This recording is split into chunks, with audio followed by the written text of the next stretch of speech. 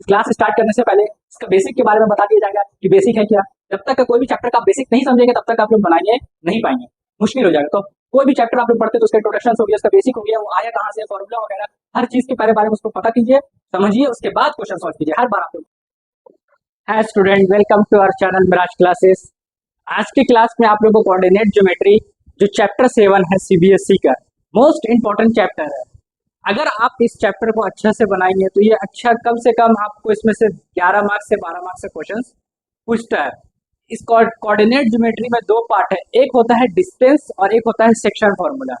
Distance formula और section formula, तो आप लोगों को ये दोनों का ही एक दो एक्सरसाइज है। 7.1 में आप लोगों का डिस्टेंस फॉर्मूला और 7.2 में सेक्शन फॉर्मूला। और आईसीएसई में डिस्टेंस फॉर्मूला आप लोगों को पहले ही पढ़ा दिया जाता है, और आईसीएसई में जो 10 क्लास में आता है तब सेक्शन फॉर्मूला से आप लोगों को बताया जाता है। और आईसीएसई में इससे भी थोड़ा एक और लेवल होता है, इक्वेशन ऑफ स्ट्रेट लाइन। और आप लोगों को जो सीबीएसई रहता है उन लोगों को सिर्फ एक्सरसाइज 7 में सेक्शन और डिस्टेंस फॉर्मूला पढ़ना है।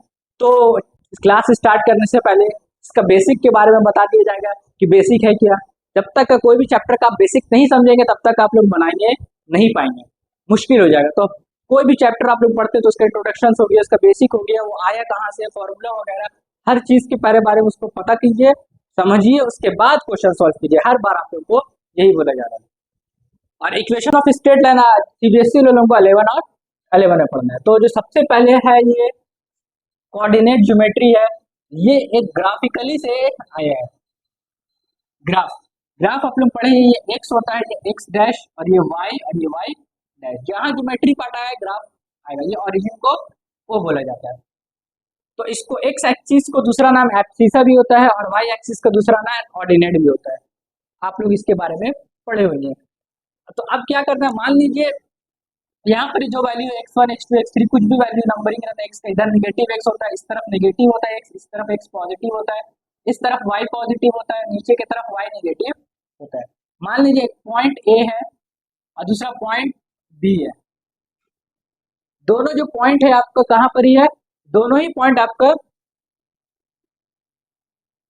ग्राफ में है। दोनों पॉइंट को ज्वाइन करा दिए तो ये आपका डिस्टेंस आ गया, ए भी एक डिस्टेंस हो गया। इसी डिस्टेंस का वैल्यू को निकालने के लिए आपका आया है डिस्टेंस फॉर्मूला। अब इस डिस्टेंस का वैल्यू को कैसे निकालेंगे, निकालने के लिए तरीके, यहाँ से जो पॉइंट है अगर हम लोग मेजर करेंगे तो यहाँ से यहाँ के डिस्टेंस को आप x1 मान लीजिए, और यहाँ पर जो पॉइंट है वो यहाँ पर आके मिलेगा आपका, यहाँ से यहाँ पर डिस्टेंस x2 हो जाएगा।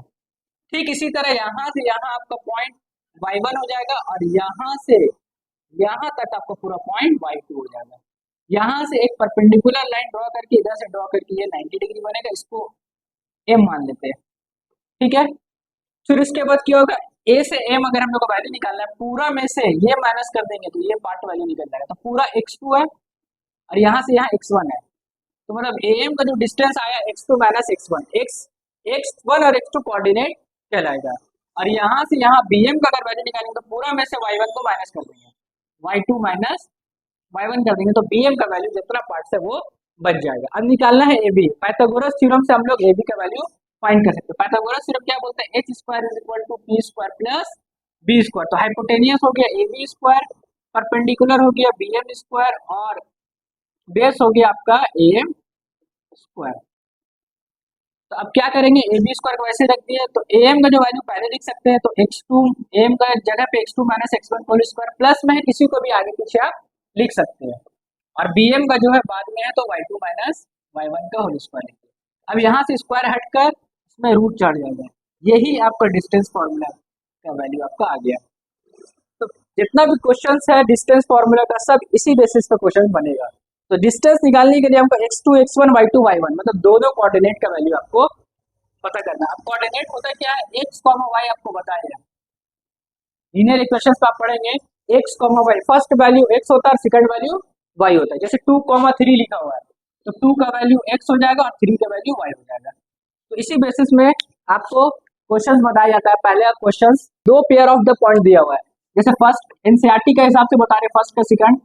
लेट दो पॉइंट को हम लोग क्या मानेंगे, एक पॉइंट को a मान लेंगे, दूसरा पॉइंट को b, क्योंकि हम लोग का a और b नहीं बोला, सिर्फ पॉइंट दिया है। तो जब भी a b लिखेंगे तो उसको हमेशा लेट मान लेंगे। तो एक कोऑर्डिनेट हो गया -5, 7 और दूसरा कोऑर्डिनेट हो गया -1, 3, और दोनों को क्या कर देंगे ज्वाइन कर देंगे। तो जब दोनों को ज्वाइन कर देंगे तो ये आपका हो जाएगा x1, ये हो जाएगा y1, ये हो जाएगा x2 और ये हो जाएगा y2। अब distance AB equal to formula होता है x2 माइनस x1 का whole square plus y2 minus y1 का होल स्क्वायर अंडर रूट।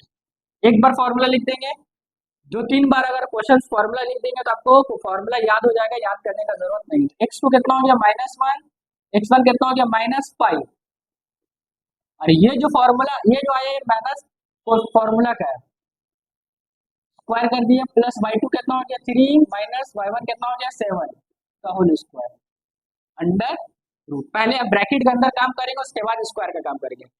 उसके बाद क्या करेंगे, ब्रैकेट के अंदर का काम करना है। -1 माइनस माइनस +6 माइनस माइनस +5 का होल स्क्वायर प्लस 3 माइनस 7 का होल स्क्वायर। तो 5 में से 1 माइनस करेंगे 4 का स्क्वायर, 3 में से -7 करेंगे तो -4 का स्क्वायर, क्योंकि 7 बड़ा इसलिए माइनस लेंगे। 4 का स्क्वायर 16, -4 का भी स्क्वायर प्लस 16 हो जाएगा, क्योंकि स्क्वायर इसको क्या कर देगा, प्लस कर देगा। तो ये रूट 32 आ गया, 16 + 16 32। 32 को क्या लिख सकते हैं, 16 × 2, 16 4 1 करके निकल जाएगा, 2 रह जाएगा। तो ये आंसर आ जाएगा आपका डिस्टेंस 4√2 यूनिट। फर्स्ट का थर्ड है a, b minus a, minus b। ये हो गया x1, ये हो गया y1, ये हो गया x2, ये हो गया y2। तो डिस्टेंस ये लेट इसको मान लेंगे a और इसको मान लेंगे b, और दोनों का क्या कर देंगे, डिस्टेंस निकाल देंगे। तो AB distance AB is equal to x2 minus x1 का होल स्क्वायर, डायरेक्ट लिख दिया, फिर प्लस y2 माइनस b है और y1 फॉर्मूला का माइनस y1 प्लस b है तो b लिख देंगे होल स्क्वायर अंडर रूट। फिर क्या करेंगे, माइनस से और माइनस से क्या हो जाएगा आपका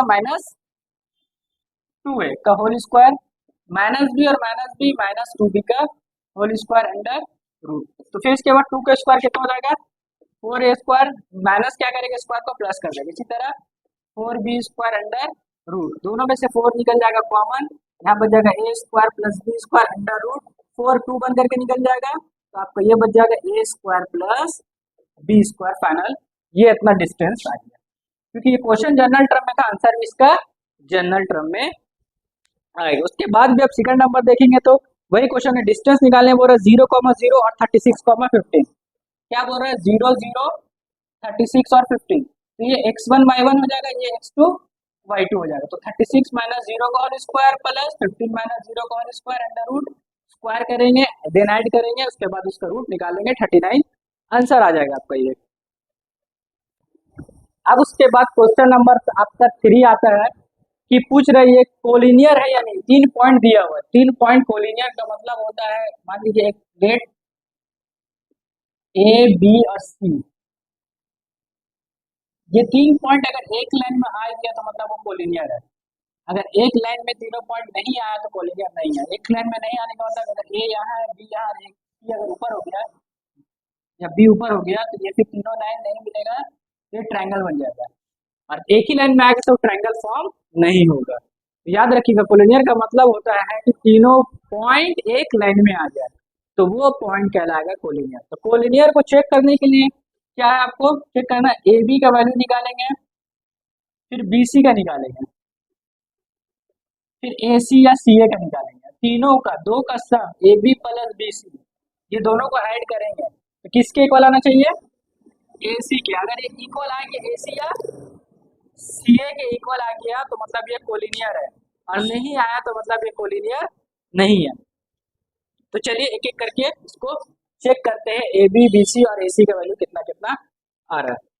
तो ये पॉइंट आपको मान लिया 1,5 ए बी हो गया, 2,3 बी हो गया, -2, -11 सी हो गया। तो सबसे पहले डिस्टेंस निकालते हैं ए बी का, ए और बी। तो ये x1 y1 x2 y2, ये हो गया 2 - 1 का होल स्क्वायर प्लस 3 - 5 का होल स्क्वायर अंडर रूट। 2 - 1 1, 1 का स्क्वायर 1, 3 - 5 2, -2 का स्क्वायर 4, 4 + 1 आ गया भैया 5 ए बी का। फिर निकालते हैं बी सी का, तो ये x1 y1 हो गया अब, और ये x2 y2 हो गया। अगर इसको भी x2 y2 x1 y1 मान लेता तो कोई फर्क नहीं पड़ता, किसी को ही मान सकते x1 y1 x2 y2। लेकिन जब पॉइंट बी सी लेंगे तो ये दोनों ही का कोऑर्डिनेट लेना, ए का कोऑर्डिनेट नहीं लेना। तो x2 कितना हो गया हम लोग का -2 x1 भी, ये फॉर्मूला का -2 है तो 2 लिख दिए होल स्क्वायर प्लस -11 -3 का होल स्क्वायर अंडर रूट। तो -2 -4 होल स्क्वायर प्लस -11 -3 -14 का होल स्क्वायर अंडर रूट। फिर क्या करना है, 4 का स्क्वायर 2 हो जाएगा आपका 16, 14 का स्क्वायर 196। अब दोनों को ऐड करेंगे 6 + 6 12, 9 1 10 11 2 1 2, कितना आ गया आपका 212। अब निकालना है सी ए।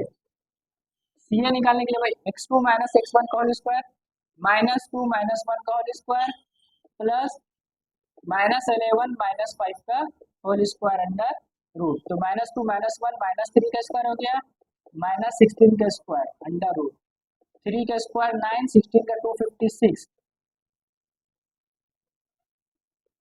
265। अब देखेंगे कि A B plus B C add कर रहे हैं तो सी ए के इक्वल नहीं मिल रहा। ये √5 आया, ये √5 आया है, और ये √212 आया, दोनों ऐड होएगा नहीं, दोनों ऑन द टर्म है। तो 2 √65 नहीं आएगा आंसर। तो इट नॉट अ पॉलिनियस। इसके बाद आप लोगों का जो नेक्स्ट क्वेश्चन है वो है check whether this and this, ये तीनों point vertices of isosceles triangle है या नहीं है, आप लोगों को बताना है। तो कोऑर्डिनेट ज्योमेट्री में हम लोग को बताना है कि ये क्या बोलो ट्रायंगल का ये वर्टिसेस दिया हुआ आइसोसेलेस ट्रायंगल। तो सबसे पहले हम लोग क्या करेंगे, ट्रायंगल बनाएंगे ए बी सी। इसका जो कोऑर्डिनेट है फर्स्ट वाला 5, -2, सेकंड वाला बी में लिख देंगे 6, 4, और थर्ड वाला सी में लिख देंगे 7, -2। ये ट्रायंगल को बोल रहा है चेक करने की आइसोसेलेस ट्रायंगल है या नहीं। आइसोसेलेस ट्रायंगल को चेक करने के लिए तीन में से कोई भी दो साइड अगर इक्वल हो गया तो इसका मतलब वो आइसोसेलेस ट्रायंगल है। अगर तीन में से दो साइड अगर इक्वल नहीं हुआ तो आइसोसेलेस ट्रायंगल नहीं है। तो तीनों का डिस्टेंस निकालेंगे ए बी बी सी और ए सी। तो सबसे पहले हम लोग सॉल्व करके इफ अगर कोई भी दो, if two sides are equal, two sides are equal then it is isosceles triangle कहलाएगा। सबसे पहले हम लोग ए बी फाइंड करते हैं। तो ए बी का जो डिस्टेंस फॉर्मूला है याद है आपको, x2 - x1 का whole square plus y2 - y1 का होल स्क्वायर अंडर रूट। अब डिस्टेंस ए से बी ले रहे हैं तो ये हम लोग का x1 हो जाएगा, ये y1, ये x2 और ये y2। कोई दिक्कत नहीं है, आप किसी को भी x1 x2 y1 y2 ले सकते हैं, इसको भी और इसको भी। तो अकॉर्डिंग टू फॉर्मूला x2 = 6 और x1 = 5 का square plus y2 = 4, y1 = minus, और ये -2, माइनस और माइनस हो जाएगा प्लस। वैल्यू सही जगह आपको पुट करना है सही से। इसके बाद आपको सॉल्व करेंगे, फिर उसके बाद ब्रैकेट के अंदर का काम होगा, फिर स्क्वायर का काम करेंगे। 6 - 1 5 हो जाएगा 1 का स्क्वायर, 4 + 2 हो जाएगा 6 का स्क्वायर, देन स्क्वायर का काम करेंगे। 1 का स्क्वायर 1, 6 का square 36।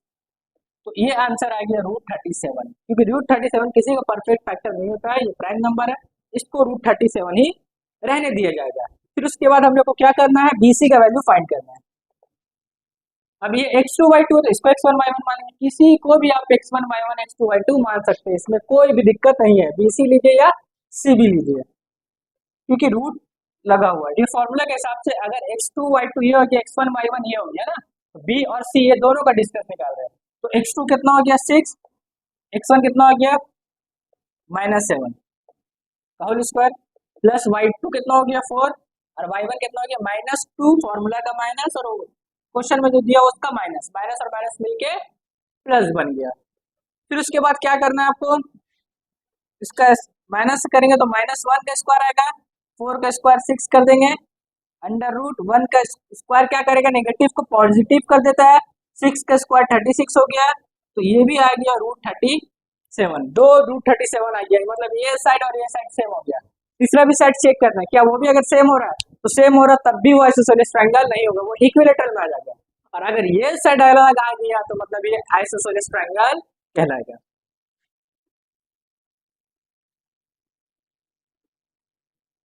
Third AC is equal to root under, अब ये भी x1 y1 लिखा हो, ये भी x1 y1 लिखा हो, तो दो में से कोई एक को चेंज कर देते हैं, ये हम लोग x2 y2 कर देते हैं। A और C ले रहे हैं तो इसको x1 y1 मान लेना और इसको x2 y2 हम लोग को मान के वैल्यू पुट कर देना।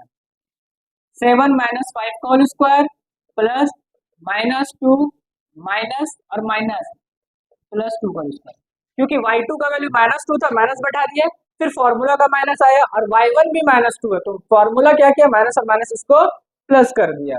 जब प्लस किया तो 7 - 5 2 का स्क्वायर हो गया, +2 -2 कट के 0 हो गया, 2 का स्क्वायर 4, 0, 4 का रूट 2 बन गया।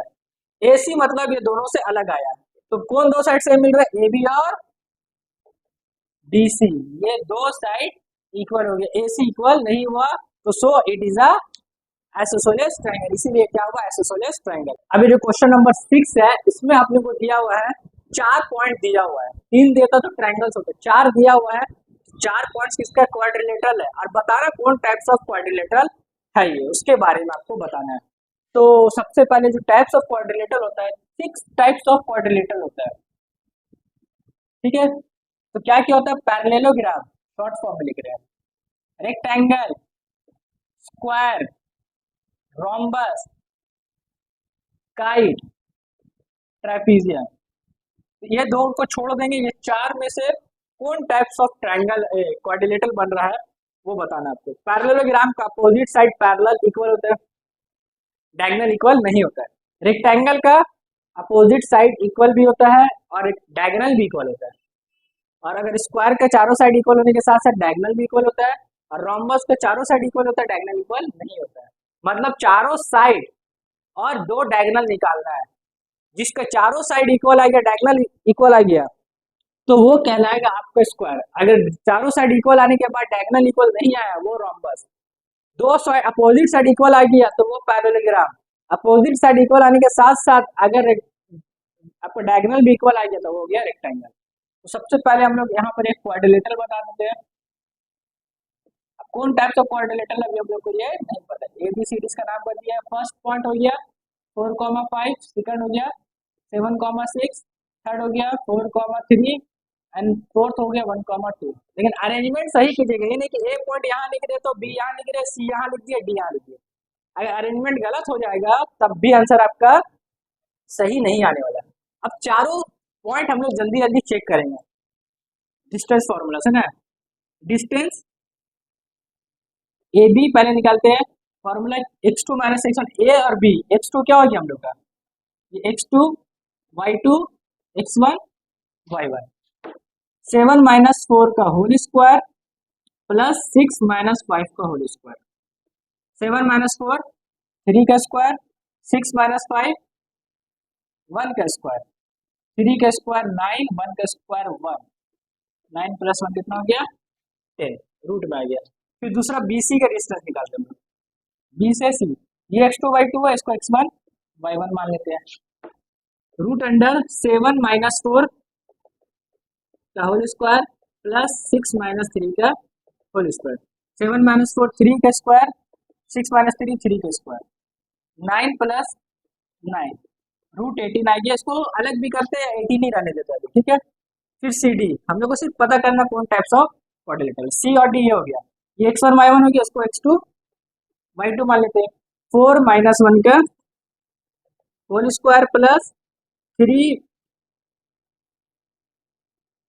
1 - 4 का होल स्क्वायर प्लस 4 - 1 भी लिखेंगे तो सही होगा, गलत नहीं होगा, लेकिन जो अकॉर्डिंग टू फॉर्मूला है उसके हिसाब से लिखेंगे। -3 का स्क्वायर हो जाएगा ये, और प्लस -1 का स्क्वायर हो जाएगा, 3 का स्क्वायर 9 हो जाएगा, 1 का स्क्वायर 1, क्योंकि स्क्वायर नेगेटिव को पॉजिटिव कर देता है, √10।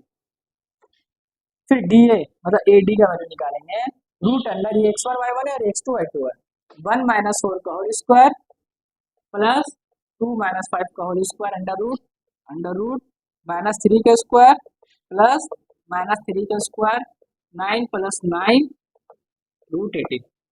अब देख रहे हैं कि 2 रूट 10 मिला और 2 रूट 18 मिला, मतलब ये साइड और ये साइड सेम हो गया। दोनों कितना मिला? रूट 10 और बीसी और सीडी कितना मिला? रूट 18। तो ये पैरेललोग्राम और रेक्टेंगल दोनों का प्रॉपर्टीज में आता है कि अपोजिट साइड जो होता है इक्वल होता है, लेकिन दोनों में फर्क क्या है? अब रेक्टेंगल या पैरेललोग्राम पता करने के लिए एसी और बीडी दो डिस्टेंस और निकालेंगे, मतलब टोटल 6 डिस्टेंस आप लोगों का निकलेगा इसमें। अगर ये दोनों अगर सेम आ गया तो रेक्टेंगल, और ये दोनों अगर सेम नहीं आया तो स्क्वायर पैरेललोग्राम। अब डिस्टेंस जो होगा डायगोनल का हम लोग निकाल रहे हैं, डायगोनल ए से सी, ए और सी, इसको x2 y2 मान लेते हैं और इसको x1 y1 मान लेते हैं। 4 माइनस 4 का होल स्क्वायर प्लस 3 माइनस 5 का होल स्क्वायर, 0 का स्क्वायर प्लस माइनस 2 का स्क्वायर, 0 प्लस 4 रूट 4 का रूट बन गया 2। एक और बच गया बीडी का भी, यही फाइंड कर लेते हैं। रूट अंडर बी से डी, ये x1 और y1 मान लेते हैं, उसको x2 y2 मान लेते हैं। 7 माइनस 1 का होल स्क्वायर प्लस 6 माइनस 2 का स्क्वायर, रूट अंडर 7 माइनस 1 6 का स्क्वायर, 6 माइनस 2 4 का स्क्वायर, 36 प्लस 16 52। मतलब दोनों डायगोनल सेम नहीं आया, इसका मतलब ये पैरेललोग्राम हुआ। लिख देंगे इट इज अ पैरेललोग्राम। क्या है ये? पैरेललोग्राम। पैरेललोग्राम का शॉर्ट फॉर्म ये होता है। तो आपको ये चेक करना है, 6 साइड निकालना है, 4 साइड और 2 डायगोनल। चारों साइड अगर सेम आ गया तो रोम्बस भी हो सकता है, अगर चारों साइड का साथ साथ डायगोनल भी सेम आ गया तो वो रोम्बस स्क्वायर बन जाएगा, फिर वो रोम्बस नहीं कहलाएगा। अगर अपोजिट साइड सेम आ गया या तो वो पैरेललोग्राम भी हो सकता है या रेक्टेंगल भी, तो उसको चेक करने के लिए डायगोनल चेक करना पड़ेगा। अगर डायगोनल इक्वल आ गया तो वो रेक्टेंगल होगा, अगर डायगोनल इक्वल नहीं आया तो वो आपका रोम्बस इसको ये हो जाएगा, पैरेललोग्राम हो जाएगा। इसमें बोला find the point x axis. X axis पे हम लोग को क्या करना है? पॉइंट का वैल्यू फाइंड करना है, और वो जो पॉइंट है वो दोनों पॉइंट के इक्वी डिस्टेंस पे, इक्वी डिस्टेंस मतलब बीच में। मान लीजिए ग्राफ में एक लाइन है, उस लाइन को हम लोग लेट मान के सीधा करके लिख दिए ए बी। ग्राफ में हो सकता है कैसे भी लाइन बन सकता है, तिरछा सीधा कहीं पर भी, तो हम लोग उसको यहाँ स्ट्रेट करके बना दिया। और वो पॉइंट, एक पॉइंट ए है -2, -5, दूसरा है -2, 9। अब जो हम लोग को जो पॉइंट फाइंड करने बोल रहा है वो एक्स एक्सिस पे फाइंड करना है, और ये दोनों के इक्वल डिस्टेंस पे।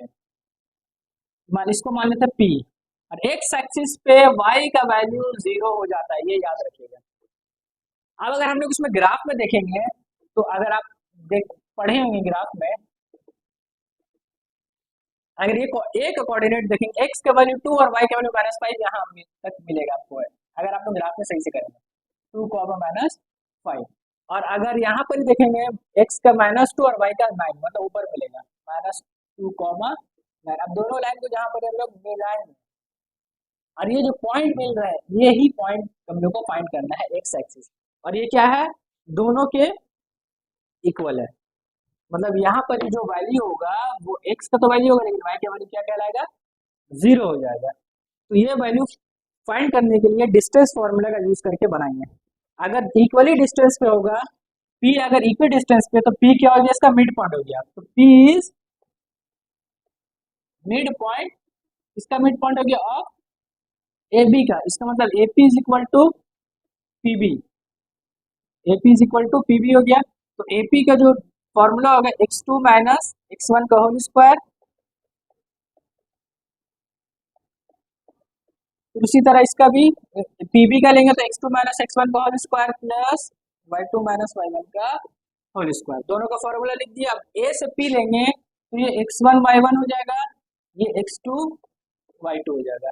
और जब p से b का डिस्टेंस लेंगे तो x2 y2 रह जाएगा, इसको x1 y1 मानेंगे। किसी को भी एपी या पीबी में x1 y1 x2 y2 ले सकते हैं अगर आपका कैलकुलेशंस अच्छा है तो रूट से रूट क्या कर देंगे, दोनों तरफ इक्वल है तो कट के हटा देंगे। अब हम लोग बात करें ए से पी, तो ए से पी x2 कितना है, x है, x1 कितना है, 2 है होल स्क्वायर, y2 कितना है, 0 है, y1 कितना है, -5 है तो माइनस माइनस प्लस 5 हो जाएगा होल स्क्वायर।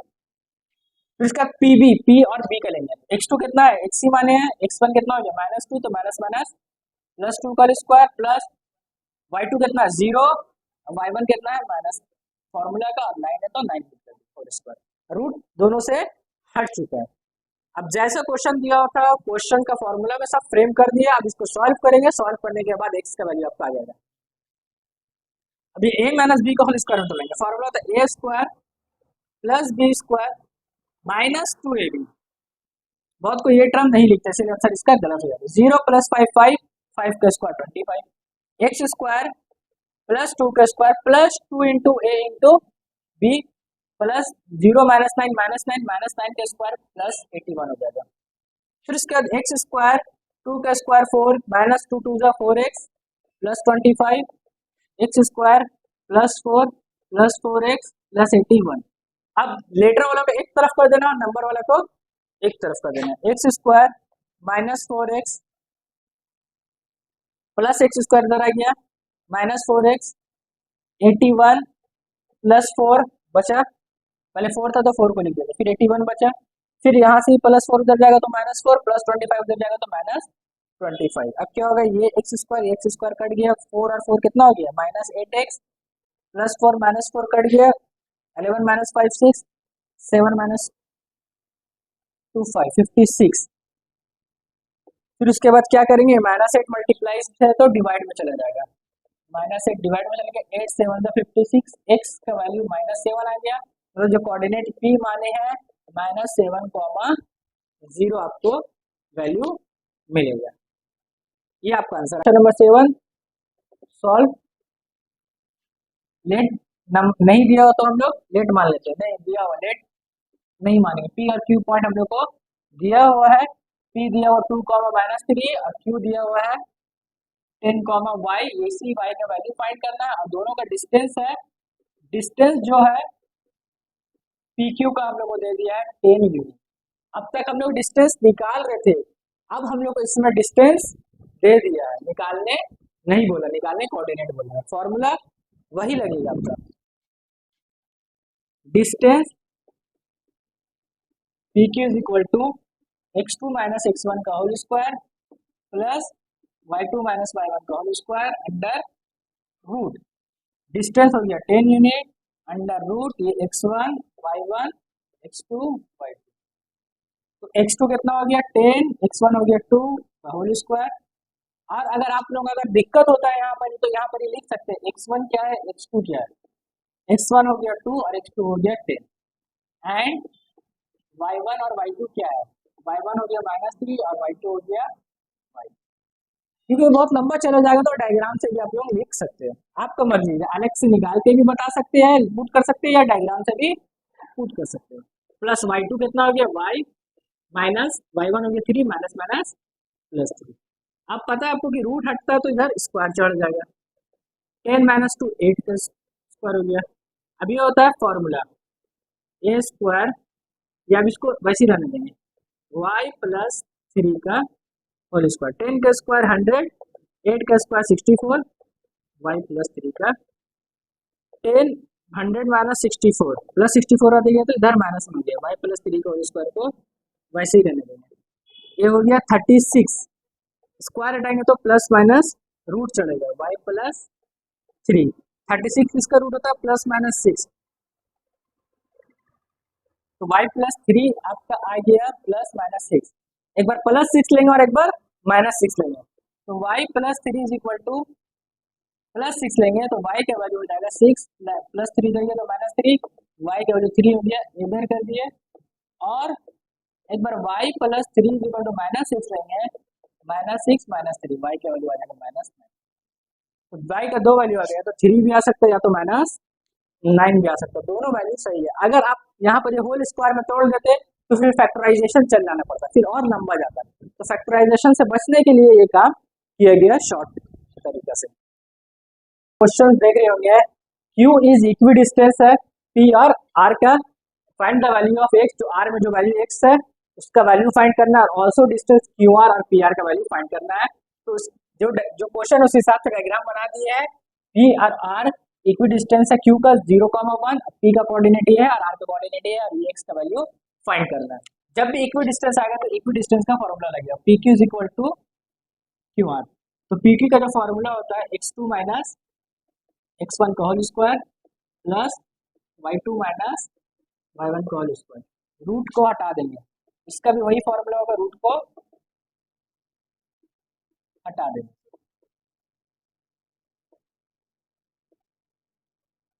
अब ये हो गया x1 y1, इसको मान लिया x2 y2, इसके फिर इसको मान लेते हैं x1 y1, किसी को भी x1 y1 x2 y2 मान सकते हैं। अगर p और q लेंगे तो ये दोनों कोऑर्डिनेट, और q और r लेंगे तो ये दोनों कोऑर्डिनेट लेंगे। तो ये हो गया 5 0 माइनस 5 का whole square plus 1 minus minus plus 3 का होल स्क्वायर, x2 कितना हो गया 0 माइनस x का whole square plus 1 minus x का होल स्क्वायर। तो ये हो गया 25, ये हो गया 3 प्लस 1 4, 4 का स्क्वायर हो गया 16 minus x square plus x square हो गया, कितना हो गया माइनस 5, 5 का स्क्वायर 25 प्लस 25 को इधर लेके आ जाएंगे, माइनस 25 हो जाएगा, इधर एक्स स्क्वायर बच जाएगा, 25 25 कट जाएगा, 16 स्क्वायर हटाएंगे तो रूट, वही प्लस माइनस रूट, एक्स का दो वैल्यू आएगा प्लस माइनस 4।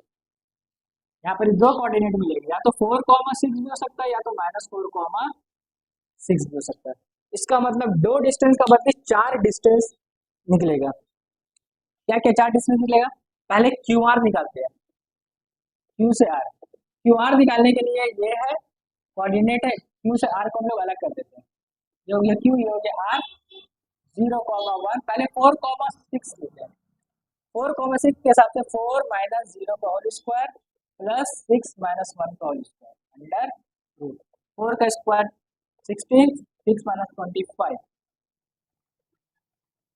रूट 41 आ रहा है क्यू आर। फिर कितना लिया, फिर दूसरा क्यू आर, अब इसका वैल्यू हम लोग -4,6 ले लेंगे, +4,6 के बाद -4,6 लेंगे, तो -4 माइनस 0 का होल स्क्वायर 6 माइनस 1 का whole square under root 16 plus 5 का 25, इसका भी रूट 41 आया, दोनों का सेम आया। फिर P से R का लेंगे, अब हम लोग P से R के लिए पहले ये कोऑर्डिनेट लेंगे, x1 y1 x2 y2 plus वाले लेते हैं पहले, 4 माइनस 5 का होल स्क्वायर प्लस 6 प्लस 3 का होल स्क्वायर अंडर रूट -1 का स्क्वायर 6 प्लस 3 9 81, ये हो गया 1 प्लस 81, तो मिल के बन गया आपको रूट 82 हो गया है। फिर से अगर हम लोग माइनस वाला लेंगे, ये वाला लेंगे, तो -4 माइनस 5 का स्क्वायर हो गया प्लस 6 माइनस 3 का स्क्वायर अंडर रूट -9 9 का स्क्वायर 81, 6 माइनस 3 का स्क्वायर 9, 5 -4 -5 -9 9 का स्क्वायर 81 और 6 माइनस माइनस प्लस 3 यहाँ हो जाएगा, ये माइनस है और ये भी -3, 6 3 9 9 का स्क्वायर 81, तो 81 को क्या लिख सकते हैं, 2 रूट 81 आपका आ जाएगा आंसर। तो ये क्यू आर का दोनों वैल्यू सेम आया, पी आर का दोनों वैल्यू अलग अलग आया आपका, 2 रूट 81 भी हो सकता है, अगर आप इसको ऐड करेंगे 162 रूट भी, दोनों आंसर कोई भी हो सकता है। क्वेश्चन नंबर 10 में आप लोगों को देख रहे होंगे क्वेश्चन क्या बोल रहा है, find the relation between x and y, x और वाई के बीच का रिलेशन निकालने बोल रहा है, और एक्स और वाई इक्वी डिस्टेंस पे है, इसको मान लेते हैं पॉइंट ए और इसको पॉइंट मान लेते हैं बी। ए का कोऑर्डिनेट दिया हुआ है 3,6 और बी का कोऑर्डिनेट दिया हुआ है -3,4, 3,6 -3,4, और ये कोऑर्डिनेट पी मान दिया, एक्स का वैल्यू है x, वाई, और ये इक्वी डिस्टेंस पे दोनों का, और दोनों के बीच का रिलेशन फाइंड करने वाले, एक्स और वाई के बीच का रिलेशन क्या होगा, तो इसको भी फाइंड करेंगे, same formula, A P is equal to P B. x2 minus x1 वही लेंगे, इसको x1 y1, इसको x2 y2, x1 y1, x2 y2, फिर इसको x1 y1 मान x माइनस 3 का होल स्क्वायर, y माइनस 6 का होल स्क्वायर हो गया। फिर इसके तरह x plus 3 minus minus plus हो जाएगा y माइनस 4 का whole square, a square plus b square minus 2ab हो जाएगा, Y square plus 36 minus 12y। इतना तो आप लोगों को आना चाहिए, 10 क्लास का स्टूडेंट है, आप लोगों को तो फॉर्मूला ब्रेक करना आना चाहिए। A square plus B square plus 2ab, Y square plus 16 8y। अब उसके बाद क्या करेंगे, जो जो सेम चीज सेम साइन के साथ कट जाएगा, plus x square plus y square plus y square, minus 6 और प्लस 6 नहीं कटेगा, अलग साइन नहीं कटेगा, जैसे प्लस 9 ये सब कटते जाएगा। बचा क्या, minus 6x minus 12y plus 6x इधर आएगा तो माइनस 6x माइनस 8y इधर आएगा तो प्लस 8y। नंबर क्या बचा आपका 16 और प्लस 36 इधर गया तो माइनस 36। 6x कितना गया minus 12x, 12 minus 8 minus 4y minus 20, इसको माइनस करेंगे तो क्या करेंगे हम लोग, माइनस 4 को कॉमन निकाल देते हैं, 3x प्लस वाई बच गया is equal to minus 20, minus 4 चला गया आपका डिवाइड में 4 5 से 20 माइनस माइनस प्लस हो गया, 3x plus y is equal to 5 ये भी लिख सकते हैं, 3x plus y minus 5 is equal to 0, दोनों रिलेशंस लिख सकते हैं, दोनों ही आंसर आपका सही होगा। ये डिस्टेंस फॉर्मूला आप लोग का कंप्लीट हो गया है। सीबीएसई क्लास 10 या जैक बोर्ड एनसीईआरटी का पूरा क्वेश्चन बनाया गया है, आप लोग अगर अच्छा से बनाएंगे तो आप लोग को ये कंप्लीट हो जाएगा। तो कोऑर्डिनेट ज्योमेट्री बहुत हार्ड चैप्टर नहीं है, बहुत आसान है, अगर आप लोग अच्छा से पूरा इसको शुरू से देखेंगे तो आप लोगों को बात पूरा समझ में आएगा और अच्छा से ध्यान देंगे। इसी तरह आप लोगों को पूरा बेसिक के साथ एक एक चीज को एक्सप्लेन करके बताया जा रहा है, कहीं भी किसी को डाउट होगा या क्वेश्चन समझ में नहीं आएगा तो आप लोग कमेंट करके बोल सकते हैं।